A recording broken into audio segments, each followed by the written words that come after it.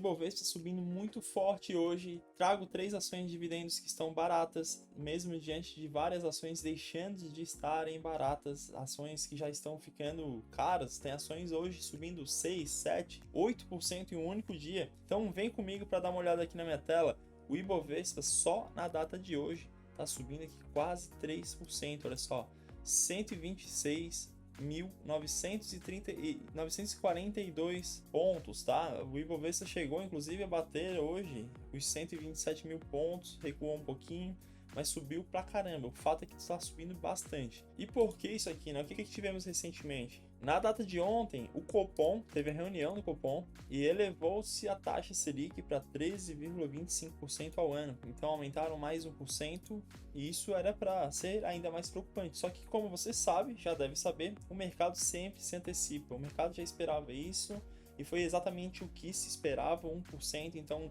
correspondeu exatamente com a expectativa do mercado, não surpreendeu nem negativamente nem positivamente, mas teve algo que fez com que o mercado gostasse um pouco, se animasse um pouco. E eu vinha falando já há um certo tempo, basta um respiro no Brasil para que as ações comecem a subir, porque a gente está realmente num momento em que várias ações estão com empresas lucrativas pra caramba e com o preço caindo cada vez mais. Então é aquele momento de irracionalidade do mercado que a gente já sabe que existem vários ciclos de mercado e agora parece que as coisas estão mudando ou é o que o mercado espera que mude. Aí olha só, a Ibovespa tem um dia de forte ganho com sinais do Copom, apesar da alta de juros. E olha só por quê, né? Por quê? Olha essa noticiazinha aqui, ó. No comunicado que acompanhou a decisão, o Comitê de Política Monetária, o Copom, do Banco Central optou por dar maior ênfase ao risco de desaceleração da economia. E assim não descarta que a extensão do ciclo pode ser menor do que o estimado, de acordo com a avaliação dos economistas da Genial Investimentos.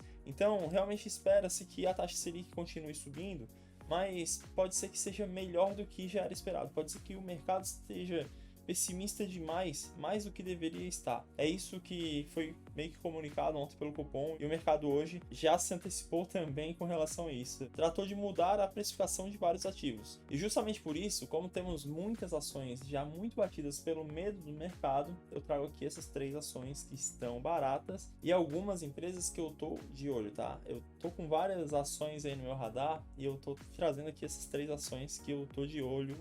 Vou pontuar aqui rapidamente algumas coisas importantes sobre ela. Então já aproveita aí, já se inscreve no canal se você for novo por aqui e também aqui embaixo você encontra um link de um grupo gratuito do Telegram para que você acompanhe os conteúdos aqui do canal.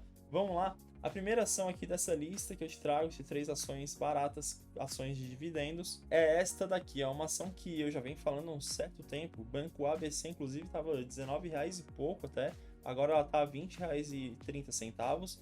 Está com PL de 5 vezes e um PVP descontado de 0,78. Olha, paga dividendos, tá? 8,30% nos últimos 12 meses. Banco ABC é um banco que tem um ROI acima dos 15%, então tá ok. O LPA, lucro por ação, dá uma observadinha aqui, ó, presta atenção que tá subindo. Tem constância no pagamento de dividendos. A gente pega aqui todos os anos, a gente vê pagamentos de dividendos, então cabe perfeitamente numa carteira previdenciária do setor bancário, setor muito perene. Aqui a gente vê o crescimento de receitas, essas barrinhas verdes aqui, a gente percebe que o banco vem muito bem financeiramente e o lucro versus cotação, a gente observa que existe aquela assimetria. A cotação está bem abaixo dos lucros, indicando que haveria espaço para a ação continuar crescendo cada vez mais, acompanhando seus lucros. Agora eu destaco alguns pontos bem relevantes aqui, tá? Bem importantes. Começando pela carteira de crédito do banco. Perceba que a carteira de crédito do banco, desde 2006, não para de crescer. O banco tem foco em crescimento, ainda é uma small cap, então tem muito a crescer.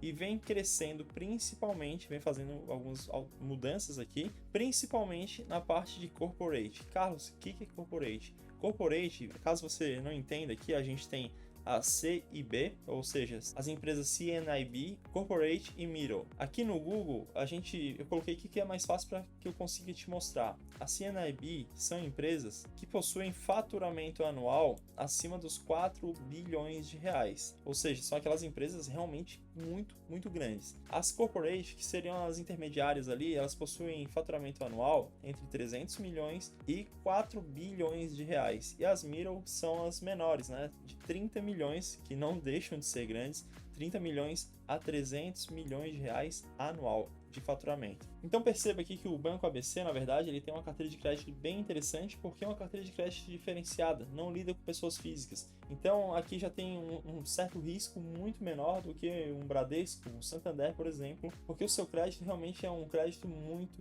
mais forte. Principalmente se a gente considerar que esse banco está fazendo algumas mudanças e vem aumentando a sua exposição ao crédito de empresas realmente diferenciadas. Empresas aqui, 59% do crédito vem das corporate, ou seja, aquelas empresas que possuem faturamento entre 300 milhões de reais e 4 bilhões de reais. Um segundo ponto que a gente precisa tratar é que essa empresa, o Banco ABC, ele possui seu crédito aqui com uma carteira de crédito colateralizada, tá? Colateralizada, o que é isso, Carlos? São créditos com uma certa garantia diferente. 36,9% aqui da carteira está com empresas corporate, 46,7% com as empresas middle. E aqui a gente observa que existe uma diversificação muito grande em setores dessas empresas. 22,2% do agronegócio, depois de serviços, 12%, 12% de energia, 7,3% de comércio, enfim.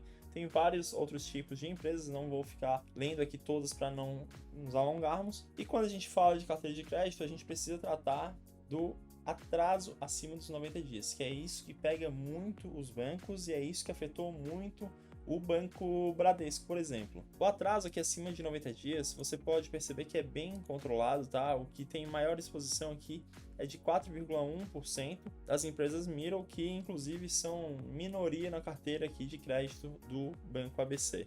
Depois, a gente percebe que o restante está em 1,2%, caiu pra caramba. Era 3% total, caiu para 1,2%, ou seja, está bem controlado mesmo. Não existe o porquê de todo esse receio com relação ao Banco ABC. Na verdade, se trata mais do mercado do que da própria empresa. E aí a gente precisa falar, como já está falando de banco, a gente precisa tratar também do índice de Basileia. O Banco ABC possui um índice de Basileia de 16,1%, ou seja, acima dos 11%, 12% está excelente. E na questão de histórico de lucro, a gente percebe aqui que vem subindo desde 2020, subindo bem. E aqui só está para baixo porque a gente ainda não tem o último trimestre de 2024, mas certeza que vai continuar subindo. A gente tem aqui, inclusive, em números, você pode ver que em 2020 o lucro foi de 322 milhões, depois passou para 572 milhões em 2021, 2022 passou para 802 milhões, 2023 foi um pouquinho mais fraco, mas ainda teve crescimento, 865 milhões. E em 2024, só nos 3 primeiros trimestres já tivemos 742 milhões. Então, certamente vai passar aí, vai bater cerca de 900 para mais. Aí eu quero te chamar a atenção aqui rapidinho, só tampei o nome das empresas para que você não saiba ainda das próximas, senão muita gente vai acabar saindo desnecessariamente. Eu quero que você se atente aqui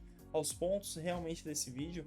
E a gente já vê que aqui temos empresas do setor bancário, que é essa primeira que tratamos, setor do agronegócio e depois automóveis, tá? Eu estou trazendo empresas realmente diferenciadas nesse vídeo e a gente percebe que a primeira empresa, que é o Banco ABC, está com um preço projetivo de R$ 25,00. Hoje ele está cotado em R$ 20,30, portanto ele está com uma margem de segurança de 23,15%, bem abaixo do preço projetivo. Venho falando dele já faz tempo, uma hora o mercado vai precificar isso aqui. Inclusive, se você quiser ter acesso à nossa planilha de preço projetivo, acesso é dos membros do canal, basta você se tornar membro do canal na parte inicial aqui do canal do YouTube, beleza? Aí a nossa segunda empresa aqui, que eu tô de olho, que eu curto pra caramba, inclusive, é a Kepler Weber. Kepler Weber é uma empresinha ali totalmente fora do radar, já entregou uma excelente rentabilidade para muitos acionistas. Inclusive, vou te mostrar agora aqui o gráfico dela. Olha só, ela está custando apenas R$ 10,33. Aqui está o código dela, KEPL3 ou KEPL3. Paga dividendos também, 8,30% nos últimos 12 meses. E olha aqui, se a gente colocar o gráfico de 6 meses, a gente vê um gráfico que não parece ser bom. Coloca aí um ano, a mesma coisa. Mas aqui a gente já extrai que a empresa é o quê? Ela é bem cíclica. Ela possui altos e baixos, altos e baixos, altos e baixos. Então é assim a natureza dela, por realmente se tratar de uma empresa cíclica ligada ao agronegócio. Aí em 5 anos o negócio já muda. A gente vê que ela vai subindo sempre nessas escadinhas, nessa gangorra, ela sobe, cai, sobe, cai, sobe, cai. Mas quando a gente coloca aí de 5 anos para mais, 10 anos, você percebe que no longo prazo ela acaba crescendo e realmente entregou uma grande rentabilidade para os acionistas. Quem comprou lá em 2015, por exemplo, pagou R$ 4 mais ou menos, quando estava lá no topo em 2015, mais do que dobrou o seu patrimônio com essa empresa. Quem comprou na mais baixa possível ali, pagou cerca de R$ 1, então teve um acréscimo gigantesco aí, multiplicou quase 10 vezes o seu patrimônio na Kepler Weber. Enfim, é uma empresa que eu já destaco o ROI, retorno sobre patrimônio líquido de 32,18%, e o endividamento dessa empresa, a alavancagem, pode observar que está negativo. Por quê? Está negativo porque, na verdade, a empresa está com caixa. E aí, vamos tratar de alguns pontos rapidinhos da Kepler Weber aqui. Eu quero destacar aqui, a gente tem muitas informações, mas para que a gente não se alongue nesse vídeo, olha só. Ela tem um ROIC, retorno sobre capital investido, pegando tudo que ela possui ali de empréstimos e tudo mais o caixa que ela possui e tal. Ela consegue rentabilizar sobre isso 42,1%. Isso aqui é uma rentabilidade, assim, excepcional, principalmente se a gente comparar com uma taxa Selic que está em 13,25%. Por mais que já seja alto, essa empresa consegue dar um retorno muito mais alto, e a valorização aqui nos últimos 5 anos que ela deu foi de 399%. Olha só, 399%, praticamente 400% em 5 anos. Isso aqui é realmente loucura. Mas a gente precisa entender o que essa empresa faz. Então, só para a gente entender de uma bem rápida, ela é uma empresa de pós-colheita. Pós-colheita são, na verdade, um setor que tem uma grande defasagem no Brasil, a gente já vai ver isso. Mas só para você entender, basicamente é o seguinte: existe lá a colheita de soja, a colheita de milho, enfim, colheita de grãos, de sementes. Aí você vem aqui para a colheita, existem 2 caminhos a serem seguidos. E ela faz todo esse caminho depois da colheita, tá? Ela cuida da armazenagem em fazendas, tá? Então ela possui fazendas, faz toda essa armazenagem. Depois ela faz a parte da logística em portos e terminais, ó. Ela carrega isso para fazer depois as exportações, ó, os negócios internacionais e exportações. Então ela basicamente cuida de toda essa parte aqui de logística, armazenamento, e depois ela cuida também da exportação das sementes e dos produtos do agronegócio. E um outro caminho é aqui, ó. Ela faz ali o armazenamento, depois ela cuida também da parte de transformação, ou seja, agroindústria. Então até tá escrito aqui, ó, transformação em ração, em etanol, em óleo. Então, na verdade, ela pega um insumo, ela produz algo a partir desse insumo e depois ela leva isso também para o consumidor final. E o que podemos esperar, né, com relação ao crescimento da empresa, o crescimento da Kepler Weber para os próximos anos? Quando a gente vai analisar uma empresa, a gente precisa também olhar qual é a tendência, o que se espera aí para o mercado e para essa empresa. Tendência global, olha só: aumento da população global, crescente demanda por grãos, ração animal e biocombustível, urbanização e mudanças demográficas. Então tudo isso vai influenciar e vai aumentar a demanda pelos serviços dessa empresa. A agricultura do Brasil, líder global em produção e exportação de alimentos. Então já se destaca que ela tem um campo enorme aqui dentro do Brasil. O Brasil é o único país com 2 colheitas anuais, 25 anos em crescimento consistente na produção de grãos, industrialização no agronegócio, enfim. Depois, na parte de logística também existe o déficit, como eu falei, principalmente em armazenamento de grãos. Já vou te mostrar aqui rapidinho. Existe uma grande necessidade de melhoria da infraestrutura de transporte no Brasil e o crescimento de automação, e é justamente o ponto em que essa empresa atua. Depois, incorporação de novas receitas, enfim. Aí a gente percebe aqui, eu vou tentar te explicar rapidinho aqui, ó, o papel de liderança agrícola do Brasil nos mercados globais. Olha só: em produção e exportação, ou seja, o Brasil tem uma relevância, ele é em primeiro aqui em produção de soja e primeiro em exportação de soja também. Depois ele é o terceiro em milho e terceiro em exportação de milho também. Depois tem todos os outros aqui, ó, você pode ver que o Brasil ele é líder em café, em soja, em açúcar, é praticamente líder aqui em carne bovina, aves, enfim, tem um grande destaque. E a Kepler Weber, ela está presente em praticamente tudo, só não participa aqui na parte de suco de laranja e algodão. Mas perceba que desse mercado aqui, na parte de exportações, olha só, em exportações de soja, que o Brasil ele é líder mundial, a gente pode perceber que a Weber possui 58% de participação, mais do que a metade. Na parte de milho, 21%.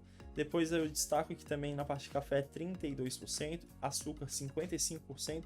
Enfim, já deu para entender que a empresa ela é realmente bem relevante, tem uma boa participação de mercado nesses setores. Inclusive, essas barrinhas aqui você pode observar que é a safra, olha só, a produção realmente é muito grande. E essa linhazinha aqui embaixo indica que, na verdade, não existe o acompanhamento, não existe infraestrutura para toda essa produção. Existe mais produção do que infraestrutura para comportar tudo que se produz aqui no Brasil. E justamente por isso, essa empresa pode se destacar e crescer ainda mais. E aí, como estamos falando de uma empresa de crescimento, por mais que ela já pague dividendos, ela é uma empresa de crescimento, de muito crescimento, a gente precisa falar também de alavancagem, já que ela vai precisar continuar fazendo mais investimentos para crescer.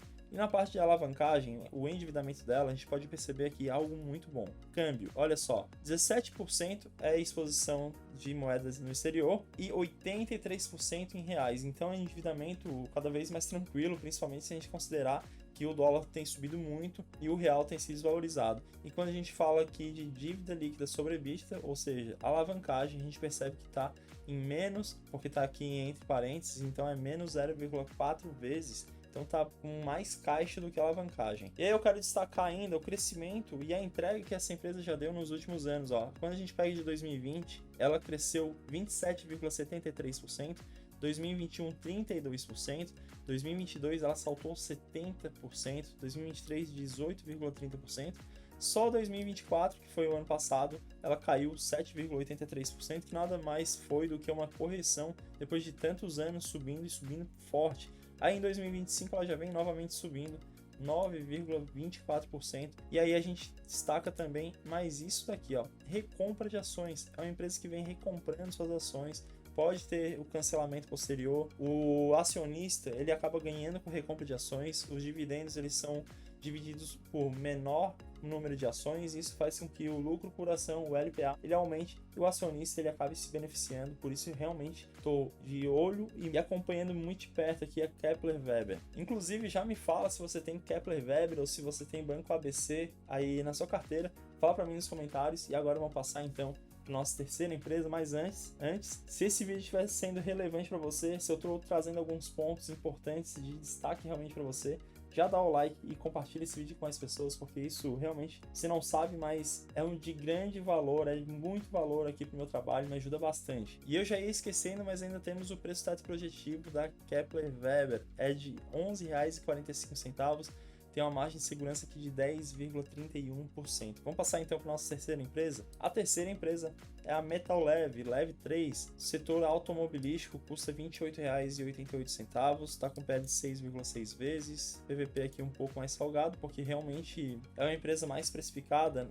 com relação ao seu valor patrimonial, mas isso aqui é histórico da própria empresa, então não é ruim não. E paga dividendos, ó, dividend yield de 8,5% nos últimos 12 meses. Quando a gente coloca o gráfico de 10 anos, esse aqui é o gráfico extraordinário da Metallev também, e ainda continua sendo uma small cap com um grande potencial aqui de crescimento. A Kepler Weber, para quem não sabe, ela é uma produtora e também vendedora, uma empresa produtora e vendedora de peças automobilísticas. Aqui estão algumas das peças bem comuns de você ver aí no mercado. Então ela tem uma forte participação de mercado, não só nacional, mas também mundial. E a gente vê também aqui que até para carros pesados, né, veículos pesados, veículos leves, ela está em participação aí de todo o mercado. E eu destaco aqui que nas oficinas, olha só, nas oficinas brasileiras, ela ganhou um grande reconhecimento. Ela ocupava aqui em 2019 a 6ª posição, depois a 7ª posição, 8ª posição, e agora de 2023 para cá ela vem em 4ª posição, conseguindo realmente se destacar no mercado brasileiro. A gente percebe que as receitas elas são provenientes de uma forma muito forte, que 88%